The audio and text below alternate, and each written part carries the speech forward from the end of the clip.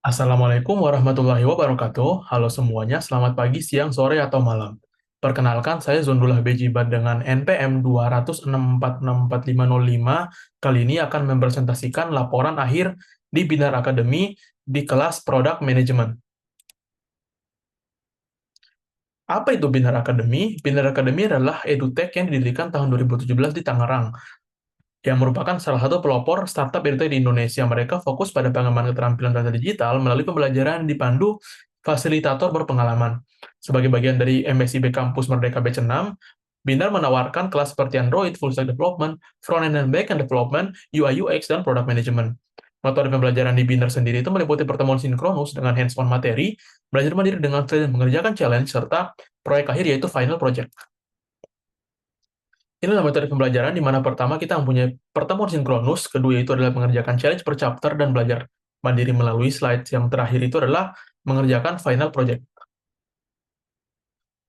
Di produk manajemen kelas sendiri itu tersusun pembelajaran yang sistematis dan komprehensif, meliputi kemampuan teknis dan non-teknis. Untuk kemampuan teknis sendiri, itu melalui hands-on dengan kelas sinkronus, dan hands-on-nya itu sendiri di Figja melalui diskusi kelompok. Sementara untuk kemampuan non-teknisnya sendiri, diperoleh dari partisipasi di kelas, kemudian pengajian diskusi dengan kelompok, serta pengerjaan final project dan presentasi challenge juga.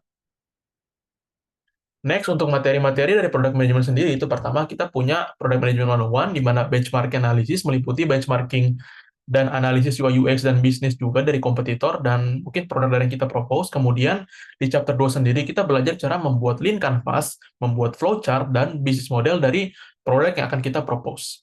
Untuk chapter 3 sendiri kita bisa menggunakan produk ataupun yang udah existing atau membuat produk baru, kemudian kita melakukan design thinking fase 1 yaitu empathize, membuat user persona CJM, dan melakukan riset sebenarnya. Lebih panjang lagi ya.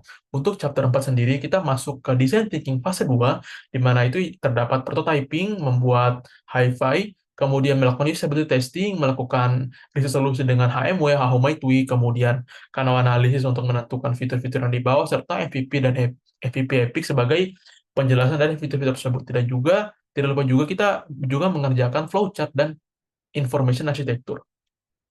Selanjutnya, untuk chapter 5 itu kita melakukan mempelajari materi mengenai revenue management, mulai dari menghitung revenue, BEP, dan lain sebagainya, kemudian segmentasi market juga menggunakan Samsung. Kita juga di chapter 5 ini mengerjakan dan mempelajari go-to-market strategi, di mana di dalamnya terdapat strategi digital marketing, kemudian marketing funnel, marketing tools, dan lain sebagainya. Untuk di chapter 6 sendiri, kita belajar cara membuat product requirement dokumen secara keseluruhan, mulai dari tahap paling awal hingga tahap terakhir. Kemudian di chapter 7 sendiri, kita belajar cara mempersiapkan sprint melalui belajar dengan sprint planning, kemudian membuat Trello, menggunakan Power Up di dalam Trello, membuat breakdown chart, kemudian daily stand up, dan lain sebagainya. Dan untuk di chapter terakhir, yaitu chapter 8, kita mengerjakan final project. Final project sendiri merupakan tugas akhir yang dimana diwajibkan agar bisa lulus dari program Binar Academy, Product Management. Final project saya sendiri itu membuat sebuah aplikasi bernama Platter, di mana platform ini bergerak di bidang new retail. Kita itu merupakan platform yang menyediakan solusi makanan yang sehat terjangkau bagi mahasiswa yang memiliki jadwal padat dan mempunyai kesulitan untuk mengatur pola makan. Kita juga membantu mendukung peningkatan penjualan warung-warung lokal tersebut, di mana warung-warung lokal seperti warteg dan nasi padang dan bubur juga adalah mitra atau pengguna dari Pleta yang berperan sebagai penjual. Penelitian yang dilakukan oleh Rima et al. Ini merupakan latar belakang kenapa kita membuat aplikasi Platter, di mana ditemukan bahwa performa mahasiswa itu berpengaruh dari pola makannya, di mana pola makannya yang buruk itu menurunkan performa mereka di kelas. Berdasarkan itu, kita mempunyai alasan di mana pertama, seringnya mahasiswa meninggalkan dan menyepelekan waktu makan, membuat pola makan menjadi buruk dan menurunkan performa mereka baik di kelas maupun di luar kelas. Kedua, yaitu dengan Platter ini, kita tuh ingin memperluas jangkauan layanan warung-warung kecil dan memudahkan mahasiswa untuk membeli makanan yang murah dan cepat. Fitur-fitur yang ditawarkan Platter itu dibagi atas dua. Untuk aplikasi pembeli sendiri mempunyai fitur reminder, pesanan catering, aktivitas, dan untuk menjual atau mitra itu mempunyai fitur menu, pesanan, dan pengiriman. Ini adalah mockup dari Platter, ini untuk aplikasi dan landing page dari login user, dan main page dari aplikasi Platter untuk membeli. Ini juga masih muka pembeli, di mana adalah beranda pembeli. Kemudian ini adalah notifikasi untuk membeli, dan ini adalah tampilan pesan untuk pembeli. Ini agak sedikit kesalahan di gambarnya. Mungkin cukup itu saja yang bisa saya tampilkan untuk mockupnya karena lumayan banyak untuk mockupnya. Dan untuk relevansi dengan perkuliahan di sini kelas Product Management Biner Academy itu mempunyai relevansi dengan manajemen proyek TI atau Manpro TI, di mana kita belajar menggunakan materi-materi pengembangan produk seperti metode Agile, kemudian persiapan sprint, pembuatan Gantt chart, belajar sebagai role sebagai seorang produk atau project manager, menghitung revenue dan BEP dan materi-materi sejenisnya. Kemudian relevansinya juga mempunyai relevansi dengan sistem interaksi mata kuliah sister, di mana kita di sini juga melakukan usability testing serta belajar step by step pembuatan low-fi dan high-fi walaupun tidak diajarkan secara sistematis dan step by step di kelas. Kemudian yang terakhir itu adalah propensi atau proyek pengembangan sistem informasi, di mana Binar Academy ini mempunyai proyek akhir yang mana pengerjaannya itu mirip seperti pengerjaan uh, di mata kuliah propensi, di mana kita menggunakan metode Agile, dan dalamnya terdapat sprint planning, sprint review, dan juga sprint retrospektif, walaupun tidak ada sisi programming.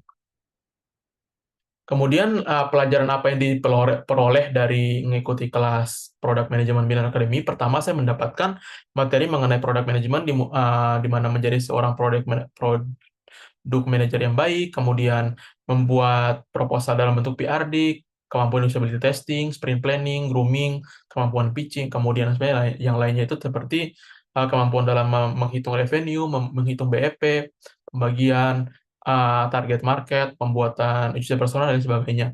Untuk soft skill sendiri itu, walaupun tidak didapatkan secara langsung dari kelas, tapi saya mendapatkan pelajaran soft skill melalui pengerjaan-pengerjaan yang berada dalam pembelajaran bidang akademis seperti pengerjaan challenge, kemudian komunikasi antar tim selama diskusi dan final project, kemudian manajemen waktu yang baik, ketahanan adaptasi dengan lingkungan, dan lain sebagainya.